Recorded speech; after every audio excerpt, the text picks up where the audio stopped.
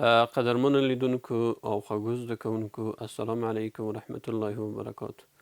په دې هیله چې ټول روغ رمټ وئ او د صحت په جامو کې پټ وئ. خدای دې وکړي چې له تیرو درسونو څخه مو ګټه اخیستې وي. په تیرو درسونو کې که په یاد ولرئ د مقاومتونو تړل په مسلسل او موازي توګه باندې او همدارنګه بیټرۍ او د هغې ولټیج پیدا کول، اوم او ولټ او امپیر د دې معرفي مو کړې وه. هغه څه چې اړین وو هغه مو ویلي وو. خدای دې وکړي چې له هغې څخه مو ښه ګټه اخیستې وي او هغه کورنۍ دنده چې تاسو ته سپارل کېږي هغه خدای دې وکړي چې په پوره هغه ورسره ترسره کړئ. ګرانو زده کوونکو، د 9م ټولګي د څپرکي کې د پای د دریم څپرکي د پای برخه ده او په دې کې غواړم چې نن ستاسو سره هغه موضوعات وڅېړم چې هغه په ژوند پورې ډېره مستقیمه اړیکه لري او ډېره مهمه خبره ده زموږ او تاسو. د درس موضوع مو ده د بریښنا له خطرونو څخه د ځان ساتنې لارې چارې. څرنګه چې د 9م ټولګي فزیک ډېری برخې برق یا بریښنا څېړي، باید په دې باندې پوه شو چې کوم عوامل کوم سببونه دي چې هغه خطر لري. باید نن درس کې که د خدای پاک خوښه وي انشاءالله ستاسو سره به یو ځای په دې باندې پوه شو چې کوم شیان دي چې هغه خطر لري او له هغو خطرونو څنګه باید ځان وساتو. په تیرو درسونو کې که په یاد ولرئ د موږ او تاسو چې کله دورې تړلې په مسلسله توګه باندې، همدارنګه په موازي توګه باندې، همدارنګه بیټریو څخه مو کار اخیست.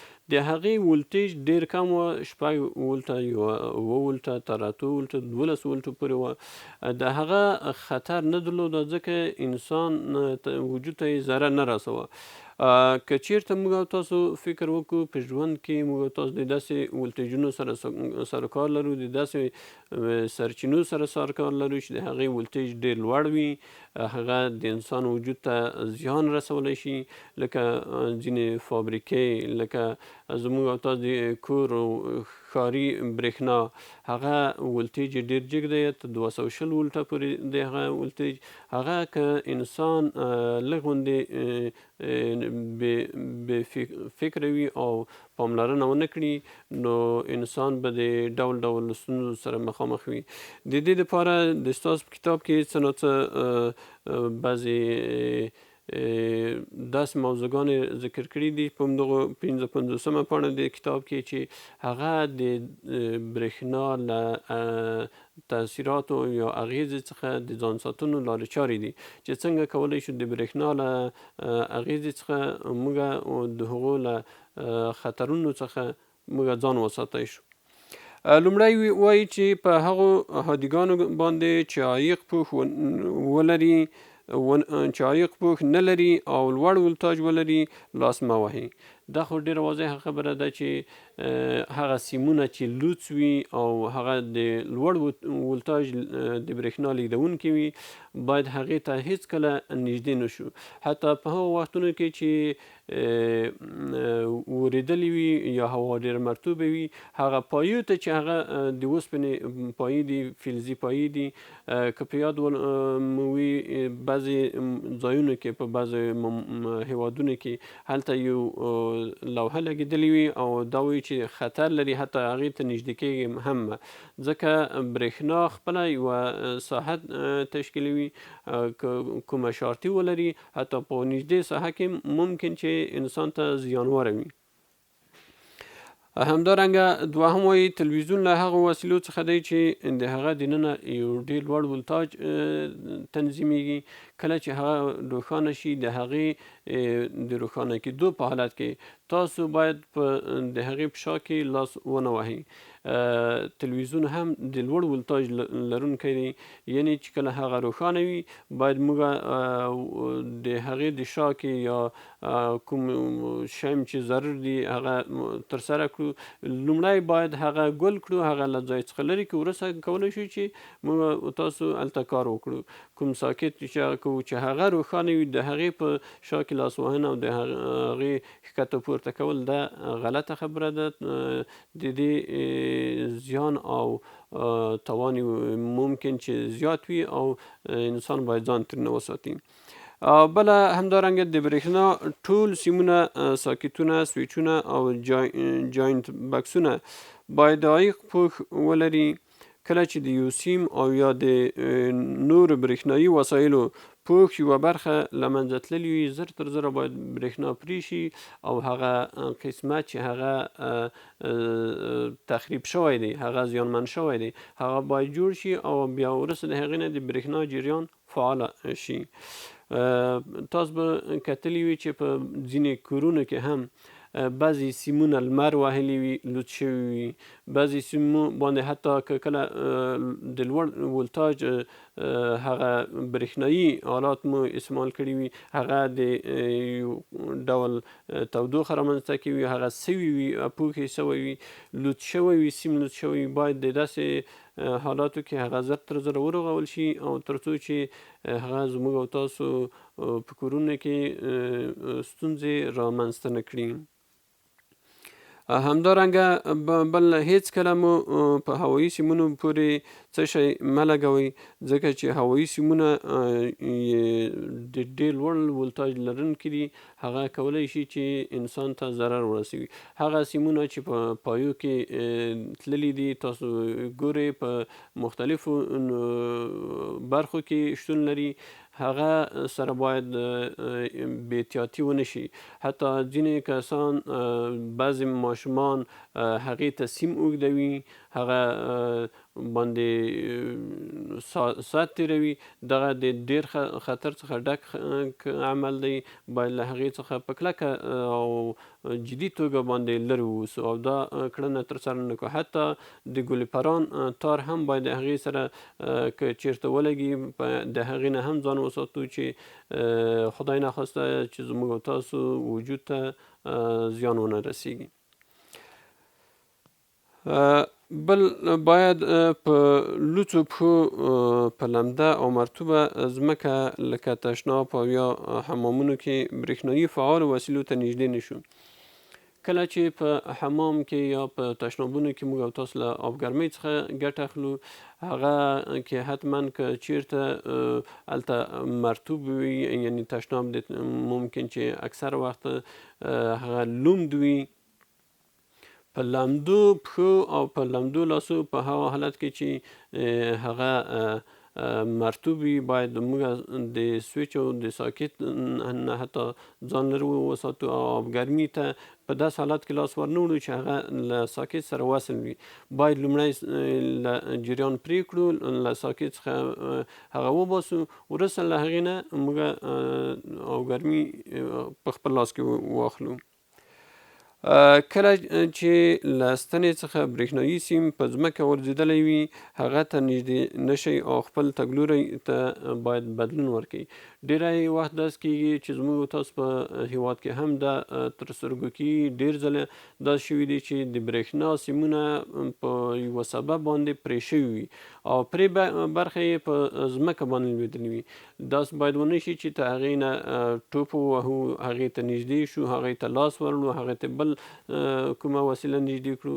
باید په داسې حالاتو کې موږ د هغې د نږدې کېدو نه جدا خودداري وکړو او له هغې نه لرې شو او خپل تګلوری باید بدل کړو.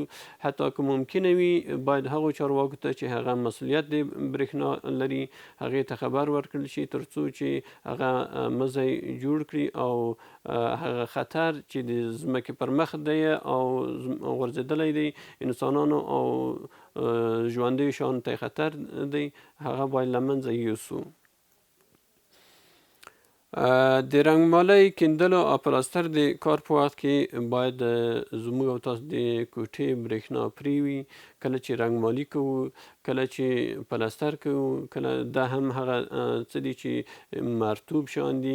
ممکن کوم ځای کې که برق کوم مزی شارټي ولري او د هغې نه ستونزه جوړه شي او زموږ او تاسو وجود ته زیان ورسوي، باید د بریښنا جریان پرې وي او کله چې مو کار بشپړ شو باید د بریښنا جریان وتړو. هر کله چې په کور کې ربړ یا د پلاستیک بوی احساسوو، کله چې په خپلو کورونو کې د ربړ یا پلاستیک بوی احساسوو، زر تر زره باید د بریښنا هغه فیوزونه چې په هر کور کې شتون لري هغه ښکته کړو تر څو د بریښنا جریان پرې شي او وګورو چې په کوم ځای کې ستونزه ده، هغه ستونزه حل کړو، هغه جوړ کړو کوم ځای کې چې د مزی پوښ یې سوځېدلی دی او بوی یې کړی دی، یعنې په هغې کې هغه د لوړ ولتاژ لرونکې بریښنا شتون لري، هغه باید ترمیم شي. له هغې څخه وروسته بیا بریښنا وصل کړو. همدارنګه له کور څخه د وتلو په وخت کې باید کوشش وشي چې د بریښنا ټول جریان چې هغه اړین نه دی او ضروري نه دی چې روښانه پاتې شي هغه باید پرې شي. له هغې نه وروسته کور یا کوټه ترک کړو. بل له ماشومانو څخه څارنه وکړو چې ماشومان هغه د ښو او د بدو د تفکیک نشي کولی، هغه معلومات نشته دي، هغه نه باید په ډیره دقت او غور سره څېړنه وکړو چې هغه بعضې شیان لکه په ساکتو کې د میخ وهل یا یو بل سیم وهل، د داسې حالاتو څخه باید هغه ځانونه وساتي تر څو چې د هغې وجود د بریښنا له ضررونو څخه په امن کې پاتې شي. دغه یو څه هغه شیان دي چې په ژوند کې موږ او تاسو ورسره سر کار لرو، باید چې په خطرونو باندې پوه شو او دا چې په لابراتوار کې کار کوو، په لابراتوار کې ډېری وخت هغه وسایل کارېږي لکه تاسو چې وینئ چې د پاور سپلای دی او دا د کنټرولونکی د بریښنا هم دی، یعنې دا جریان کنټرولوي په هغه اندازه باندې چې زموږ او تاسو اړتیا ده، په هغې اندازه سره موږ کولی شو چې د دې نه موږ د بریښنا جریان واخلو او ګټه ترې وکړو. دا دومره خطر نه لري، خو که چېرته مستقیما نیغ په نیغه د هغو ساکتونو سره چې هغه د ښار بریښنا ده چې 220 ولټه ولتاژ لري، هغې ته سره بې احتیاطي کول، هغې ته هغه څه چې ضرور دي باید هغې ته په ډېر دقت او غور سره موږ وروسته د دې نه چې ډاډمن شو لاس وروړو یا نږدې شو، د هغې سره بې احتیاطي کول لازمه او ضروري، د هغې سره بې احتیاطي کول مناسبه نه ده. باید داسې حالاتو څخه موږ ځان وساتو چې هغه زموږ او تاسو د وجود ته زیان رسوي. دا د هغه څه و چې د بریښنا په هکله باندې زموږ او تاسو د وجود او د خطر او د ضرر باندې تمامي، باید موږ د بریښنا له خطرونو څخه ځان وساتو. خدای دې وکړي چې دغه ټول تاسو مراعات کړئ او په ورځني ژوند کې ترې نه ګټه واخلئ.